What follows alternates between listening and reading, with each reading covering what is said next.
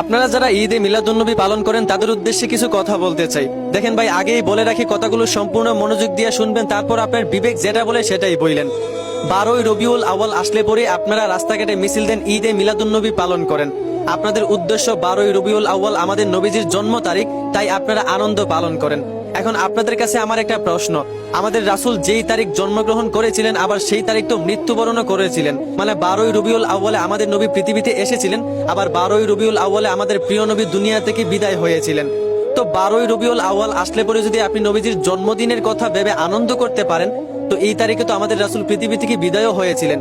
এই কথা ভেবে কি আপনার কষ্ট লাগে না? জন্মদিনের কথা ভেবে আপনার আনন্দ হয়, অথচ উনি যে দুনিয়া থেকে এই তারিখে চলে গেছিলেন এইটা ভেবে কষ্ট লাগে না যে আমাদের প্রিয় কলিজার টুকরা রাসূল এই তারিখে দুনিয়া থেকে চলে গেছিলেন? আরে ভাই, আপনি যদি আপনার খুব প্রিয় একটা জিনিস আপনার কাছে পান, তাহলে আপনি যেইটুকু আনন্দ হবেন তার চাইতে বেশি কষ্ট পাবেন যদি সেই জিনিসটা আবার আপনার কাছ থেকে চলে যায়। তাহলে আপনারা এই তারিখে কষ্ট না পেয়ে আনন্দ করেন কেমনে? আপনারা কি সাহাবীদের চাইতে বেশি আশিকে রাসূল হয়ে গেছেন? হযরত আবু বকর সিদ্দিক রাদিয়াল্লাহু আনহু রাসূলের এত বড় আশেক ছিলেন, রাসূল দুনিয়া থেকে চলে যাওয়ায় আবু বকর সিদ্দিক রাদিয়াল্লাহু আনহু এতটাই কষ্ট পেয়েছিলেন, উনি অসুস্থ হয়ে বিছানায় পড়ে গিয়েছিলেন। উনি এতটাই শোকাহত হয়েছিলেন, ধীরে ধীরে উনি শুকিয়ে গিয়েছিলেন। উনি যখন কথা বলতেন উনার কথার মধ্যে যেন কলিজা পোড়া গন্ধ বের হতো। উনি অসুস্থ অবস্থায় যেই বিছানায় শুয়েছিলেন সেই বিছানার উপরে একটি সামিয়ানা ছিল। উনার যখনই মনে পড়তো রাসূল আর দুনিয়াতে নাই, তখন উনি কষ্টে বলতেন, আহা আমার নবী নাই। এই যে উনি আহা বলতেন, একটা শ্বাস বের হতো। হাদিসে এসেছে এই শ্বাসটা গিয়ে উপরে সামিয়ানায় লাগতে লাগতে উপরের সামিয়ানায় একটি কালো দাগ পড়ে গেছিল। রাসূল বিদায় হওয়ার পর আবু বকর সিদ্দিক রাদিয়াল্লাহু আনহু 2 বছর 3 মাস 11 দিন বেঁচে ছিলেন। কোনোদিন রাস্তাঘাটে মিছিল দেননি, ঈদে মিলাদুন্নবী পালন করেননি, আনন্দ করেননি, বরং যখনই উনার রাসূলের কথা মনে পড়তো উনি কান্না করতেন। রাসূলের কলিজার টুকরা মেয়ে ফাতেমা রাদিয়াল্লাহু আনহা, রাসূলের মৃত্যুর পর উনি কষ্ট পেয়ে এতটাই অসুস্থ হয়ে পড়েছিলেন, 4 মাস বিছানা থেকে উঠতে পারেননি, শুধু রাসূলের কথা মনে পড়ে কান্না করেছিলেন।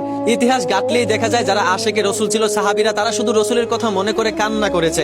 কেউ রাস্তাঘাটে মিছিল দেয়নি, ঈদে মিলাদুন্নবী পালন করেনি, আনন্দ করেনি।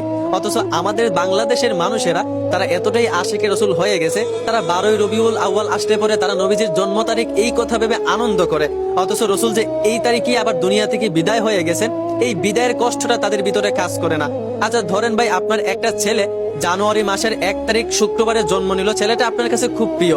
তো পরের বছর যখন আবারও জানুয়ারি মাসের 1 তারিখ শুক্রবার আসবে, ওই তারিখ আপনার ছেলের জন্মদিন, আপনি অবশ্যই আনন্দ করবেন, জন্মদিন পালন করবেন।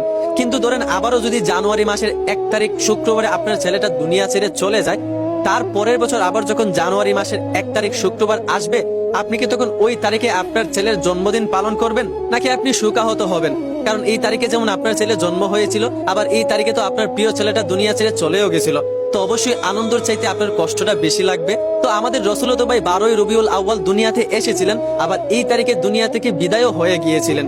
তো যদি জন্ম তারিখের কথা ভেবে আপনি আনন্দ করতে পারেন ভাই, তাহলে আমাদের কলিজার টুকরা রাসূল যে আবার এই তারিখে বিদায়ও হয়ে গিয়েছিলেন, এই কথাটাকে আপনার একবার মনে পড়ে না? আপনার কি একটু কষ্ট লাগে না ভাই? আনন্দ হওয়ার চাইতে তো কষ্টটা বেশি লাগার কথা। আপনি আনন্দ কেমনে করেন ভাই? আপনার তো কষ্ট লাগার কথা, আপনার তো কান্না করার কথা। ভাই দুরুদ পাঠ করেন। আনন্দ মিছিল দেওয়ার মানে কি ভাই? এখন অনেকেই বলতে পারে তুমি এসব বুঝবা না, তুমি কি কোনো আলেম, এত বড় বড় কথা যে বলতেছো। দেখেন ভাই, আমি কোনো আলেম না, কোনো মাদ্রাসার ছাত্র না, কেউ না, শুধু ছোটবেলা থেকে আলেমুল আমাদের বয়ান শুনে আসছি, তাই তাদের মুখ থেকেই শুনছি। আর তাদের মুখ থেকে শোনার পর আমার বিবেক যেইটা বলছে আমি সেটাই আপনাদেরকে বলছি। ভাই আনন্দ করাটা খুব সহজ, রাস্তাঘাটে মিছিল দেওয়া, জিলাপি খাওয়া খুব সহজ, কিন্তু যারা প্রকৃতপক্ষে রাসূলের আশেক তাদের পক্ষে এই মিছিল দেওয়া, জিলাপি খাওয়া, আনন্দ করা খুব কষ্টের বিষয়। কারণ এই তারিখ আমাদের রাসূল বিদায়ও হয়েছিলেন, এই কষ্টের ভিতরে আনন্দ করা কখনোই সম্ভব না।